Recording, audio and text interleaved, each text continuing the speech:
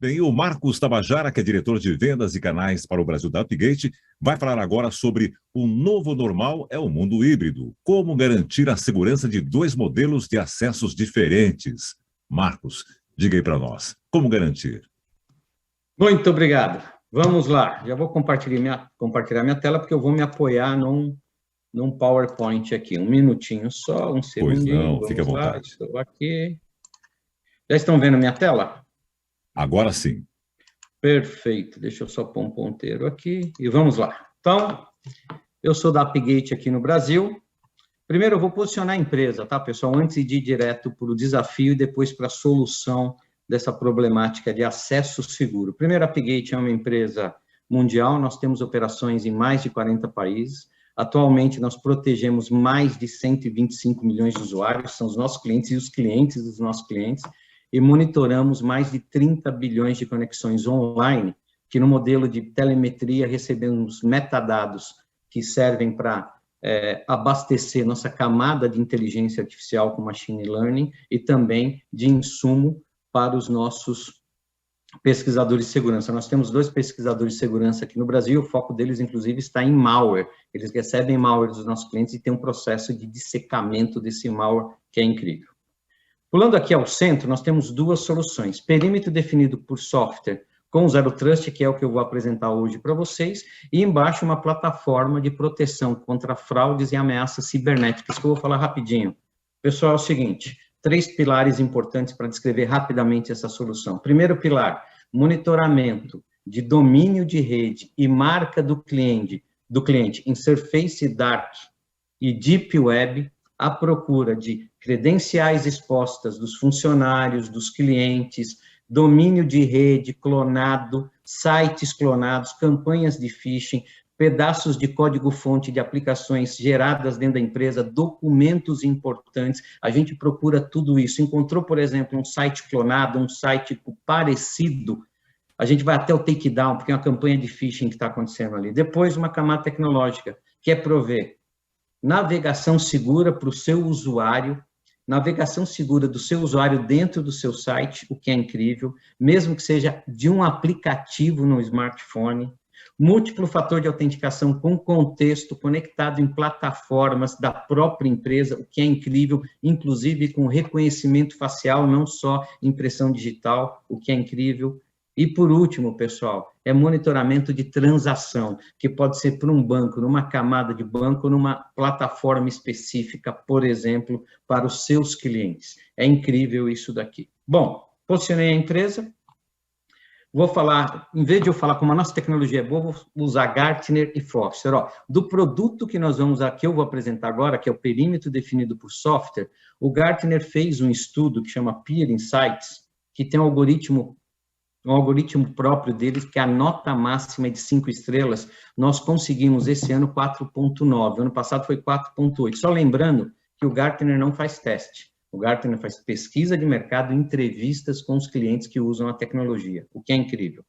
E olha só, esse dado, esse relatório que o Gartner tem, ele aponta o seguinte, depois de uma pesquisa exaustiva e mundial, aponta que 60% das empresas vão abandonar as suas VPNs para adotarem plataformas de perímetro definido por software. Agora, em 2023, a gente está falando daqui a 2 anos, quer dizer, o processo começa agora, na verdade.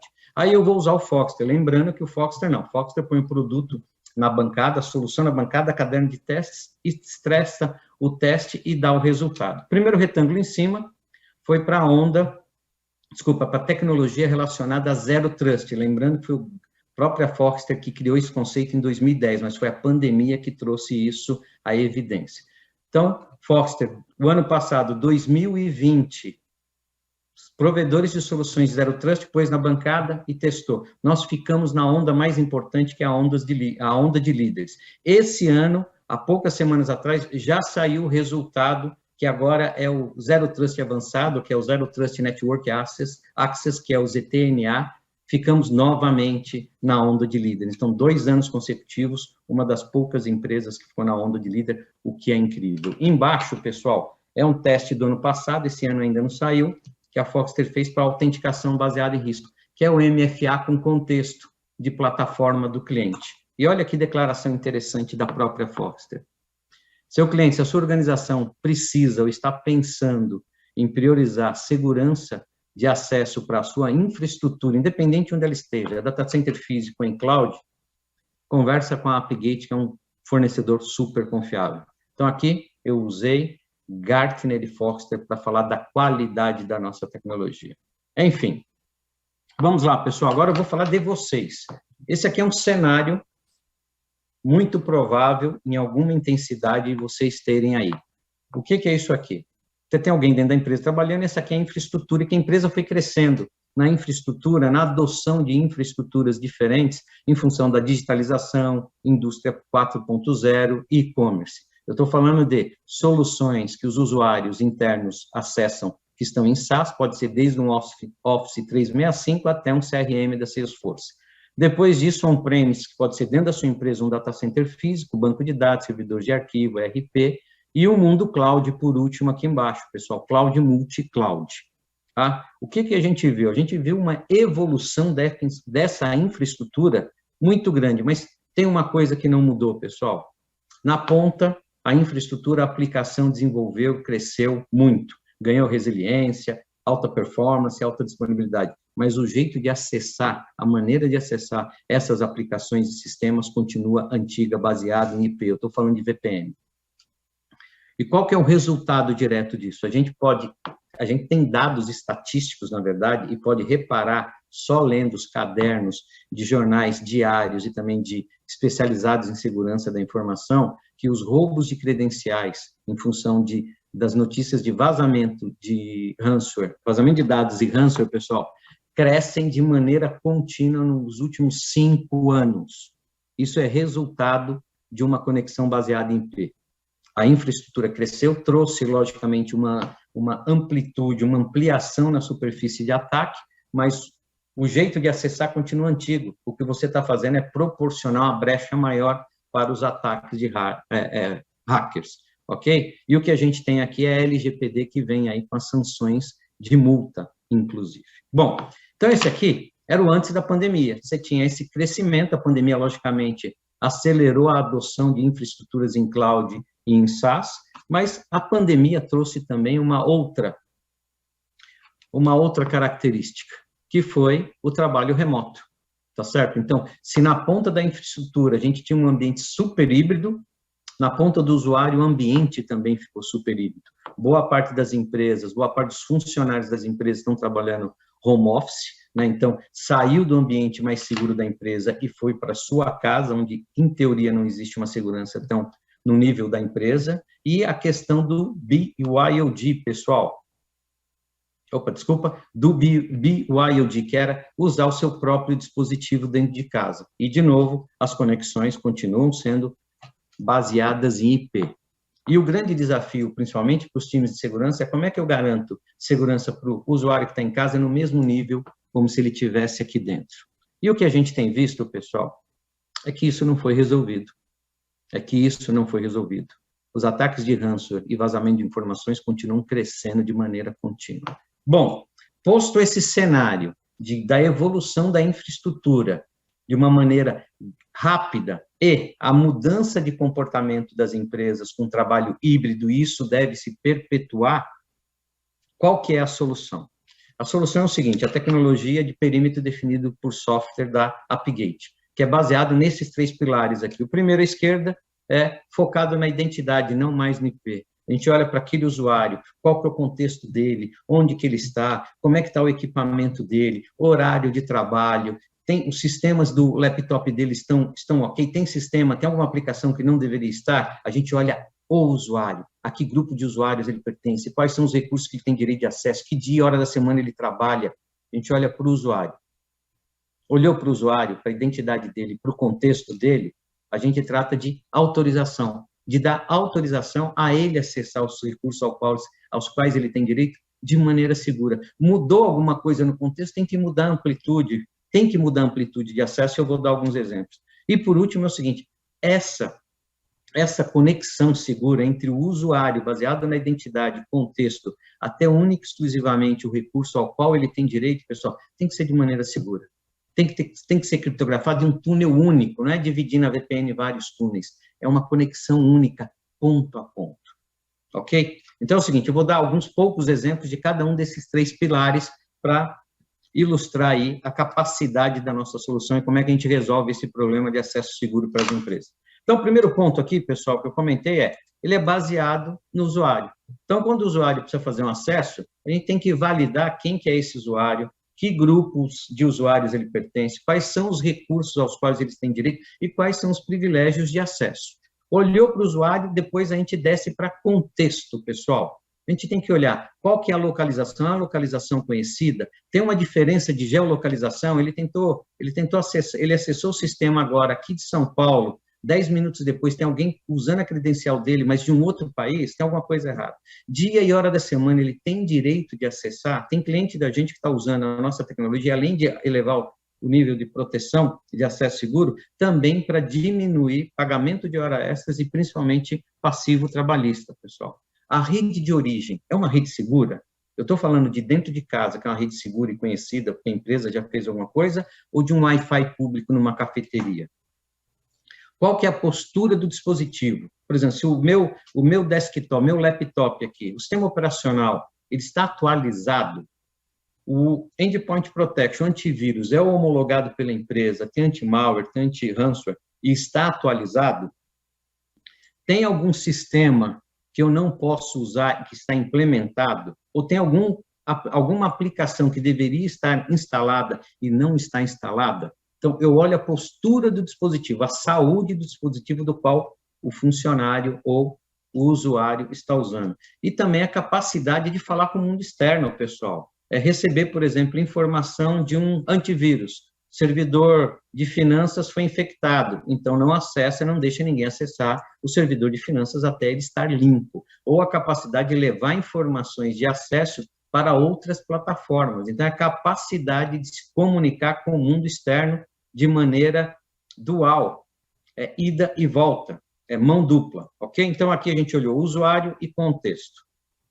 Então, vamos dar uma olhada aqui na questão de autorização online. Vamos fazer um exercício, pessoal. É o seguinte, a moça que está no financeiro dentro da empresa, ela tem direito de acesso, horário de trabalho está ok, o dispositivo dela, o laptop dela está ok, totalmente atualizado, antivírus funcionando, não tem nenhuma aplicação que não deveria, todas as aplicações que deveriam estão lá e estão rodando, a rede de origem, que é da empresa, é totalmente segura. Então, ela tem acesso a SaaS, ao CRM, on-premises, ao RP e a um servidor de arquivos, em cloud ela tem aqui acesso a umas pastas, a uns servidores de arquivo e também algumas aplicações em cloud, ok? Aí, o que aconteceu, pessoal?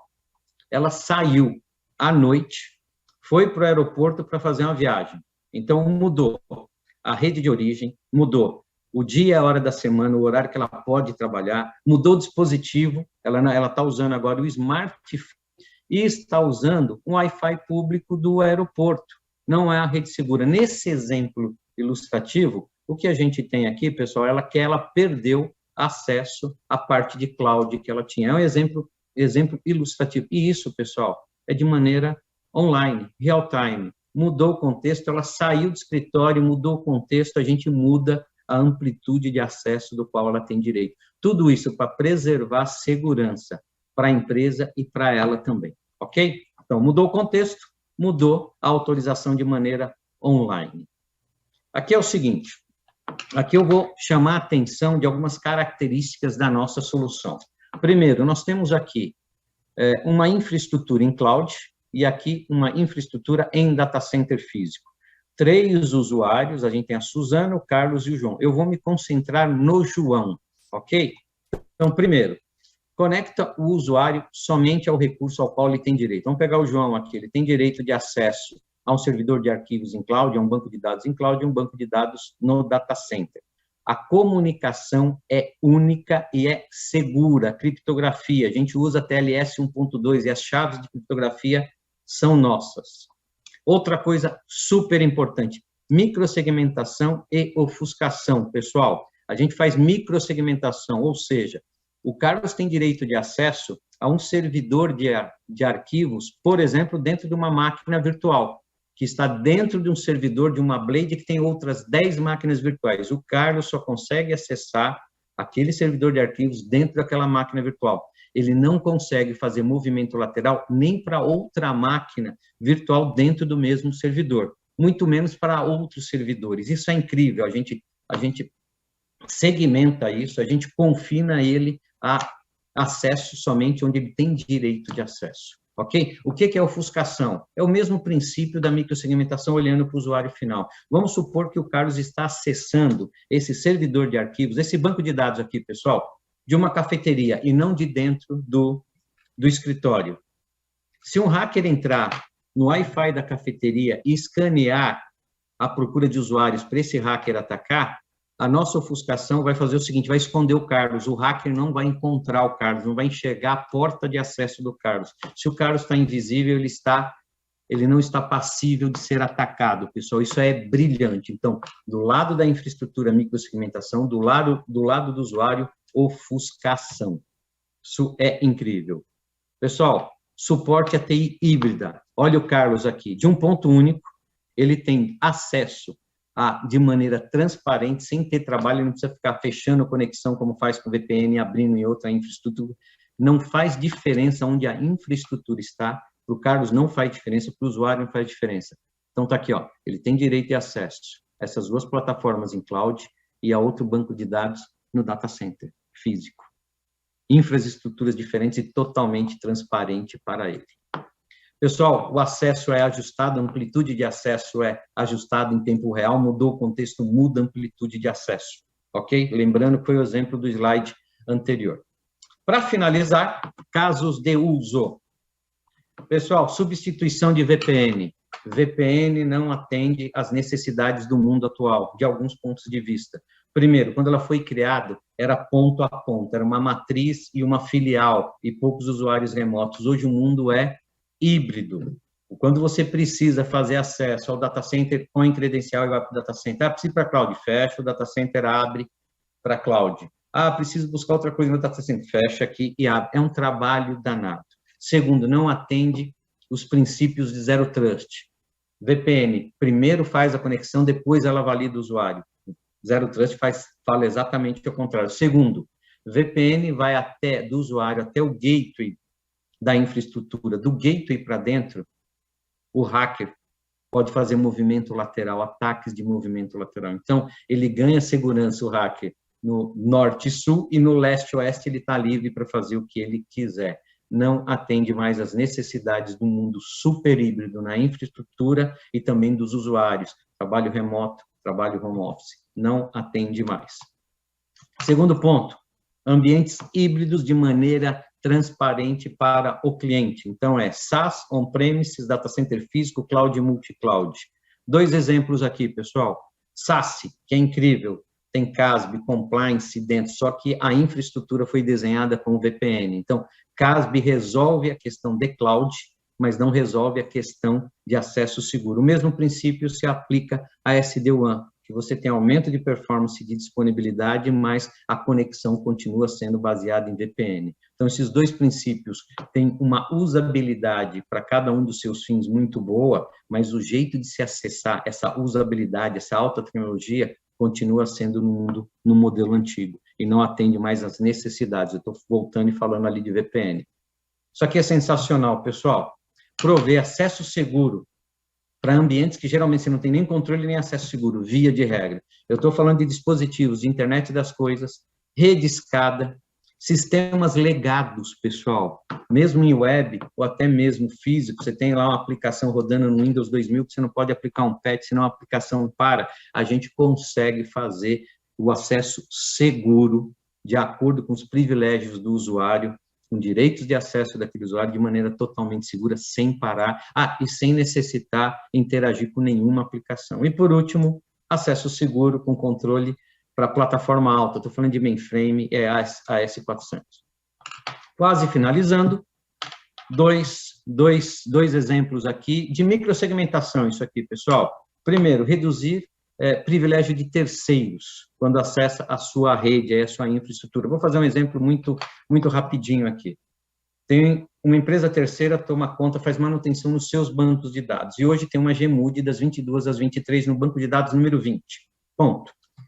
Esse terceiro só vai conseguir entrar na sua infraestrutura das 22 às 23, nem antes e nem depois, e só vai conseguir entrar no banco de dados número 20.